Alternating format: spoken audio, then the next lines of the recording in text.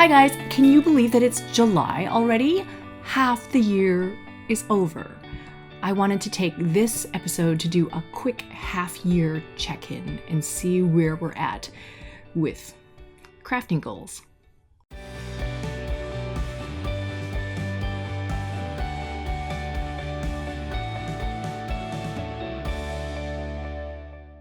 Hi guys, thank you guys so much for being here this week. I am Felicia Lowe from SweetGeorgia Yarns, and every week, every Friday, I try to come here and share with you guys the things that I'm making, the things that I'm knitting, the things that I'm weaving, and the things that we're working on at SweetGeorgia. So this is kind of basically like a video format of the blog that I've been writing since 2004.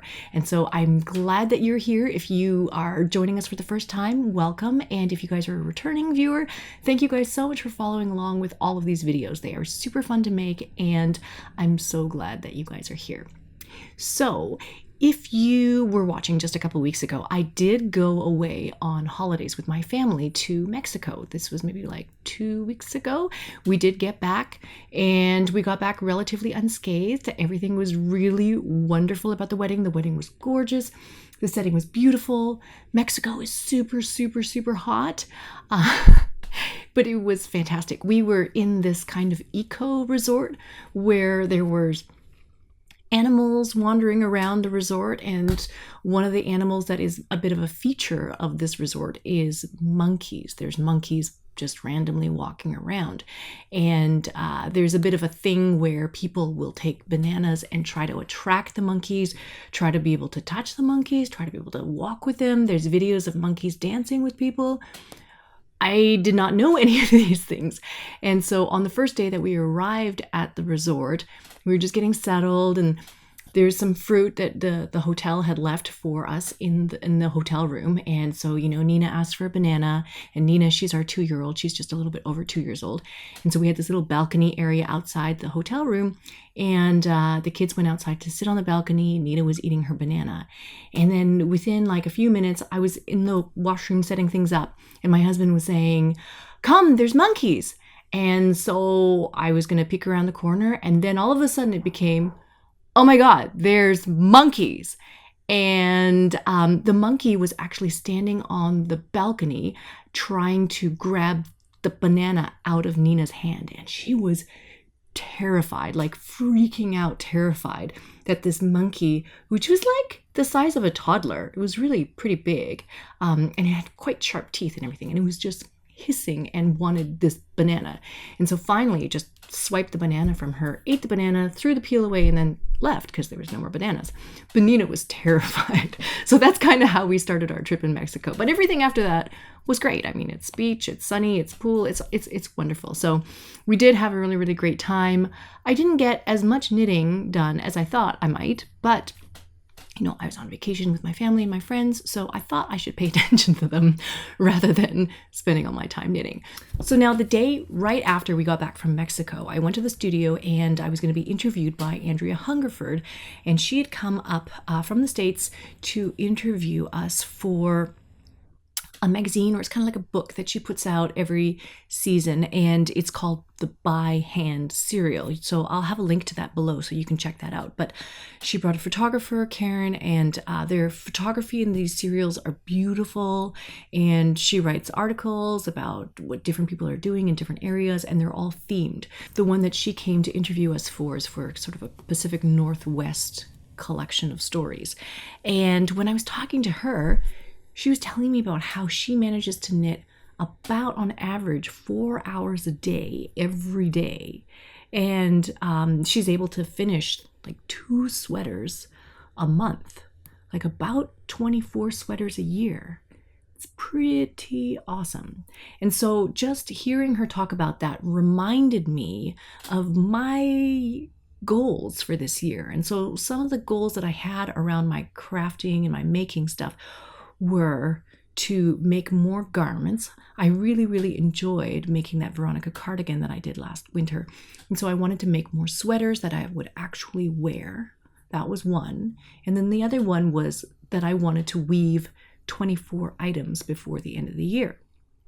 So in terms of a half-year check-in to see what I'm doing and how I'm doing and all of these kinds of things, I wanted to look at the sweaters that I'm working on right now, the sweaters that I'm going to want to work on in the coming months before the end of the year, and also where things are at with all the weaving things and what else is on my plate. So let me share with you the first thing, which is this thing. So I will show you my progress on the sweater that I've been knitting so far, and that is the Zweig sweater. So this is the front of the sweater. That's about as far as I've got so far. So this is the top, the yoke I finished, and I'm just about halfway down working on the body right now. And then after that, I'll have to pick up for sleeves and everything like that.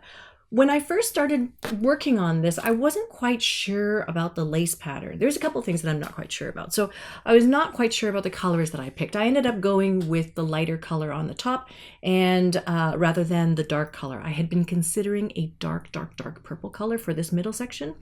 And when I think about it, that could look cool too, but I decided to go with this lighter color. I really do like the lighter color. I just think that maybe there's too much contrast between the two. In any case, this part is finished. The yoke, the contrast color part is finished. When I first started knitting the lace at the top, this first couple of rows seems really messy. It didn't seem very clear, very readable. It didn't look like, readable lace.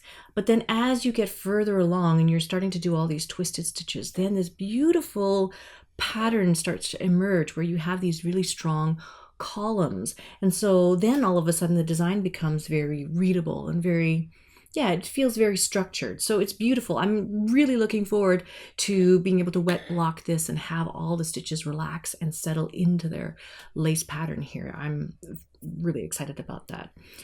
Down here is a little bit of it's not corrugated ribbing because it's not actually ribbing, but it's sort of 2 stitches and 2 stitches and 2 stitches of contrasting colors. So that's a nice sort of a little effect with the columns as well. That was quite fun to do. And then when I got further along down here to the actual start of the pattern, I think I left it a little bit too late. I started the little X pattern a little bit too late. And so you can see there's a lot of stockinette here, and then there's not as much stockinette in between these lace patterns. But in any case, these X's are all over the body of the sweater, and they're really quite cute. They're formed with left and right twist stitches. They're like single stitch cables. So you're basically just twisting 2 stitches around in each case. And then overall, those stitches form this kind of X pattern. It's really pretty cute. It's kind of like a quilted couching sort of pattern. So I have not yet tried on the sweater because my circular stitches, I'm afraid that the circular needle is not long enough, and so all the stitches might fall off. So I haven't tried it on yet. I probably should do that sometime soon. But because I didn't have any extra yarn, or I didn't actually bring a yarn needle with me to Mexico. And so when I was trying to set aside these stitches for the sleeves, I didn't have any way of running a scrap piece of thread, a scrap piece of yarn through those live stitches. So what I did was I actually took the contrast color and I knit 1 row and then bound off. So I cast off using that contrasting color. And so what I'm going to do eventually when I have to go pick up these stitches for the sleeves, I'm going to have to undo those contrasting stitches in that bind off row and then pick up the live stitches again. But this is actually kind of a neat way to be able to test the sweater, because I'll be able to, if I extend this circular needle down here a little bit long to get more length, then I should be able to put this sweater on and give it a try. But I think it's going to fit. I think it's going to fit okay. I'm knitting the medium size version right now. I think that's the 3rd size from the smallest. Yeah, so that's what I'm doing right now. Yeah, so excited about that. Making lots of progress on that. I did start the Boxy sweater when I was in Mexico because I just couldn't help myself from starting to cast something on. But this is literally as far as I got. I think it's like 4 rows. I managed to figure out short rows for the shoulders, and that's literally it. So that was not very exciting, but I am basically making this. This is the Boxy, that's the Boxy sweater that I'm making from Hohi Locatelli, and it is the V-neck version, and I'm making the seamless version. Also the third size from the smallest. I guess that's the medium size as well. So I'm interested to see how that one's going to turn out. Yeah, as I've been knitting this sweater, I mean, I really do like the weight and the feel of this fingering weight yarn in a sweater. I think it's really nice, but it's just so much slower than knitting a DK weight sweater. I feel like I've done the same amount of knitting for the arboreal sweater, and then that one was done quite quickly, quite easily. And same when I knit the Veronica sweater, I knit that one in worsted, and that one just went by in about 2 weeks and it was done. And so I feel like fingering weight sweaters, they feel really good, but they do take a lot longer to finish. So I think the next sweater I want to do is something, I want to do something a little bit quicker, a little bit more easy, a little bit more easy to finish, so I can get a little bit more progress. So then in terms of the other garments that I want to work on for the rest of this year, the Boxy Sweater is on the list, but again, it's a fingering weight yarn. It's going to be a fingering weight sweater. It's a lot of stockinette, so I imagine that's going to be a lot of TV knitting or something like that. So that's one project. I do want to do more of those colorwork yoke projects. And so I know that Tin Can Knits has several of these colorwork yoke sweaters coming out later this fall, because they're doing the test knits for them right now. If you check the group on Ravelry, they're looking for test knitters and sample knitters and things like that. So I know that they're coming out with something this fall. And so I'm thinking about, what kind of things could I do for a sweater like that? Because I'd like to make tiny little sweaters for both Russell and Nina. I think that would be really, really fun. And maybe a quicker way to feel like I'm finishing things. Like, I want to make more sweaters. I want to make them for myself, but I also want to make some cute things for them too. So that's kind of on my plate, something to think about. And then in terms of the weaving side of things, I have been, making these hand-woven scarves from sock yarns and things like that on the loom, and then also working on the big blanket, the mohair blanket project that I'm thinking about making. And so those two things have been on the plate for some time now. The baby wolf loom over there with the dummy warp for a scarf, it has 117 ends and it's set currently at 12 ends per inch. And so I've been thinking about, like, what other kinds of yarns could I put on there to make another scarf? And one of the goals that I had at the beginning of the year was to use a lot of my hand spun stash and try to just get rid of it. I don't know why. I feel this tremendous weight with having all this yarn on hand.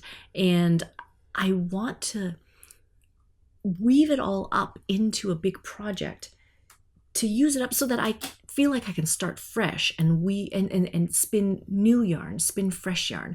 I've been kind of holding off on doing very much spinning lately because I feel burdened by this stash.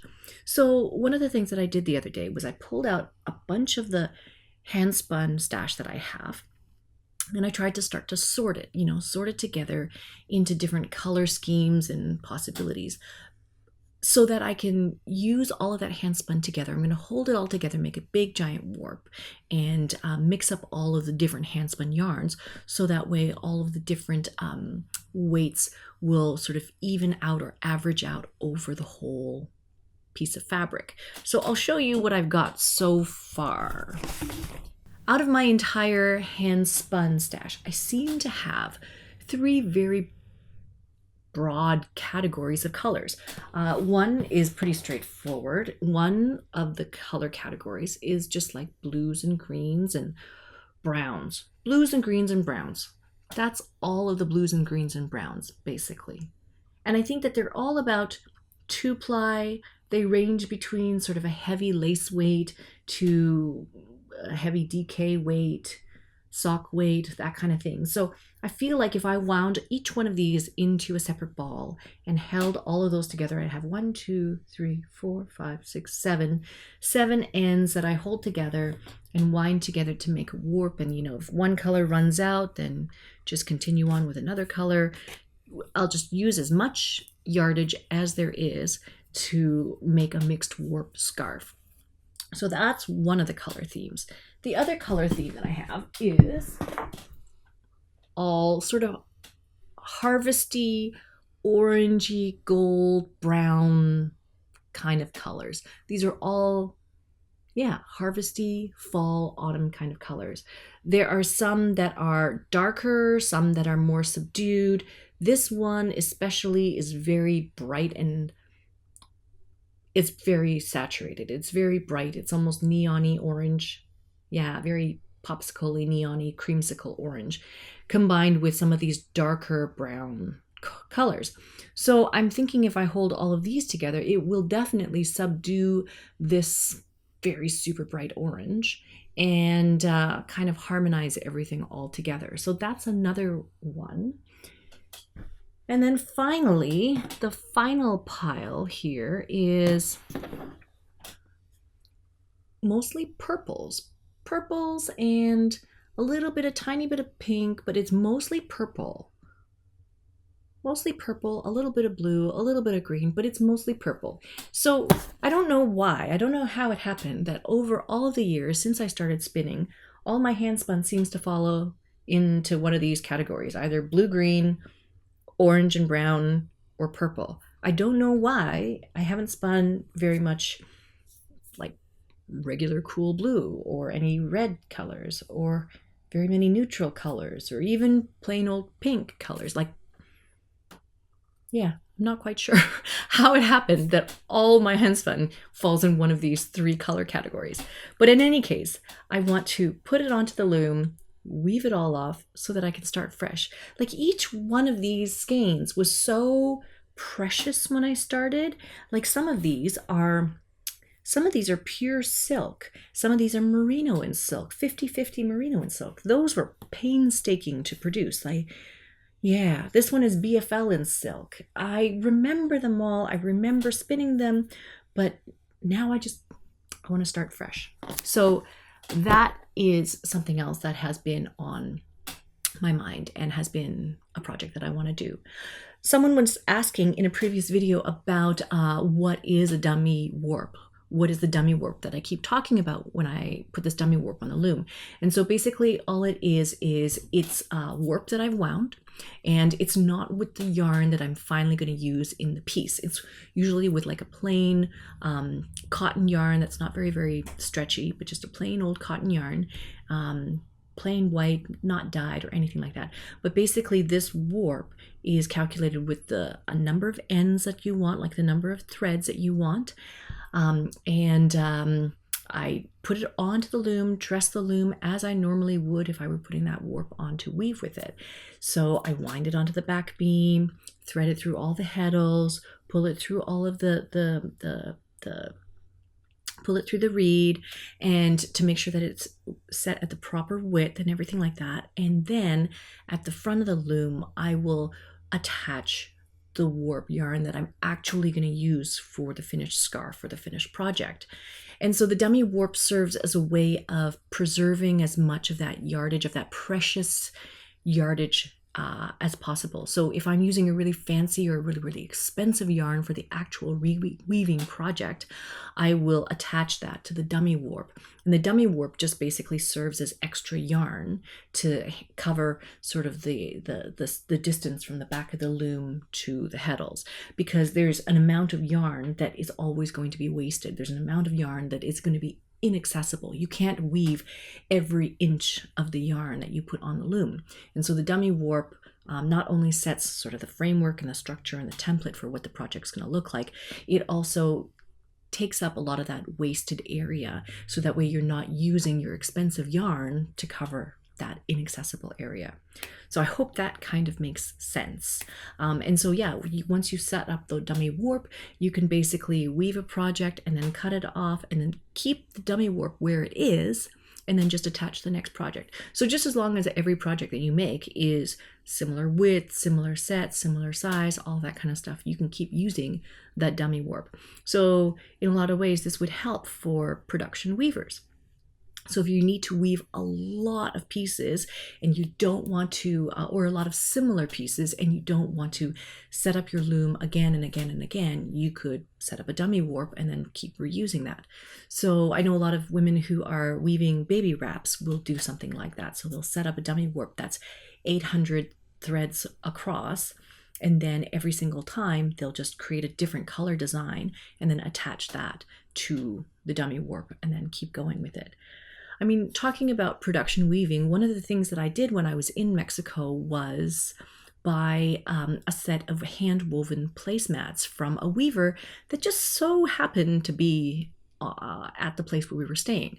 I don't think that every hotel has a resident weaver on site, but for some reason, somehow, the place where we went had a giant loom set up. And this is a loom that was so wide that you cannot actually throw the shuttle all the way across and catch it. So the weaver has a mechanism that is called a fly shuttle. And so the shuttle travels across in a little track, and there's a mechanism that's kind of like a string where he can pull it, and then it will cause the shuttle to go to one end, and then he'll tug it the other way, and it'll cause the shuttle to go to the other side. And so he just kind of flicks it back and forth with each beat. And so it's a very, very wide loom, and it has humongous warp. So I was asking him about how big the warp is on his loom, like how much yardage is on that loom that is ready to be woven. And he said it's about 400 meters worth of warp yarn. I think that comes out to like 400 something yards. That's crazy. Like, we're putting on warps on our loom that are like 2.5, 3 yards, maybe 5 yards, maybe it's 7 yards, maybe it's really, really big and like 14 yards. But he's got one that's 400 plus yards going on his loom. So that would take a significant amount of time to weave off. I was really, really excited about these placemats because it's coming up to my husband and I, our 7th anniversary, our 7th wedding anniversary. And our wedding colors were hot pink, that fluorescent sort of fuchsia pink for me, and this orange color for my husband. And so I've always really been fond of this color combination. And it just so happens that this weaver had a placemat, a set of placemats where he was using 1 or 2 strands of pink and 2 strands of orange and holding them together as the weft yarn and then weaving them together into the placemat. So it was kind of like one of those symbolic kind of things that I find is a little bit cheesy, a little bit corny, but I really love these placemats. I think they're really pretty, and I just really wanted to help support whatever weaving economy or community there might be out there in Mexico. And so yeah, that's basically what's going on with sort of the weaving end of things. But I've been a little bit held back with actually going ahead and doing a lot of these weaving projects because I somehow want to get them set up where I can also film the process of what I'm doing so that I can also share that through the School of SweetGeorgia. So it's a little bit of a chicken and egg thing right now. I have to basically get all the projects that I want to make aligned with the timing of developing the content for the School of SweetGeorgia. So that way, no time is wasted. Everything can be done all together at the same time. So speaking about the School of SweetGeorgia, that's the other thing that I'm currently like just head on working on right now. So I'm working on building the site. I'm working with a developer to also construct the course framework for the site, so that way it's somewhat similar to what we were doing on Teachable, the platform that we were using previously. And I'm also developing more course content for that, of course. So one of the courses that I'm working on is developing sort of a spinning from scratch course. So basically somebody who has never touched a wheel before, somebody who wants to have a refresher on learning how to spin, just somebody who is curious about learning how to spin, to take that person from knowing nothing to being able to produce a skein of yarn by the end of 4 weeks. That's kind of how I want to do it. And so this is basically a video form of the course that I used to teach in real life to beginning spinners, basically taking you from looking at the fiber, looking at your wheel, figuring out how to draft, figuring out how to add twist, figuring out how to, ply, how to make a bobbin, all these kinds of things. It's sort of the basic, most fundamental knowledge that you need to get started with spinning. Only when we have this fundamental baseline of knowledge around spinning can we move ahead and move forward and then explore more interesting techniques or color techniques or things like that. Like a couple of years ago when I was invited to teach the spinning course on Craftsy, I was specifically encouraged to make an intermediate course. So not anything that was going to cover the basics of spinning because somebody else was teaching that. And so we were both filming our separate courses at the same time. So I was filming the intermediate course about combining colors and things like that. And she was filming a course about learning how to spindle from scratch, basically. Her course was called From Fluff to Stuff, which I think is still the best spinning title for anything. It's just so cute. So that's Craftsy, and that totally makes sense because Craftsy is where there's a whole bunch of different instructors and everybody's teaching different things, and you're going to get information covered by all different kinds of people. But with this School of SweetGeorgia, the way that it is right now, it's just me teaching. In the future, I want to be able to incorporate other instructors and other points of view and all of these kinds of things. But right now, when we're just getting started building it, I need to be able to offer sort of a baseline for everybody. So we all need the same kind of skills as a foundation before we can move on to other things or even bring in other instructors. So that's basically where I am right now with, writing and filming and then going to be spinning and trying to figure out how to arrange this room so that I can film a spinning course in here as well. So that's what I'm working on. So I think that's kind of where my head's at this July, halfway through 2018. Working on this sweater. I have another sweater in the queue. I want to make a couple sweaters for my kids. And then I also have a shawl project. It's a mosaic shawl project that I have sort of on my list to knit as well. I have to pick some colors for that.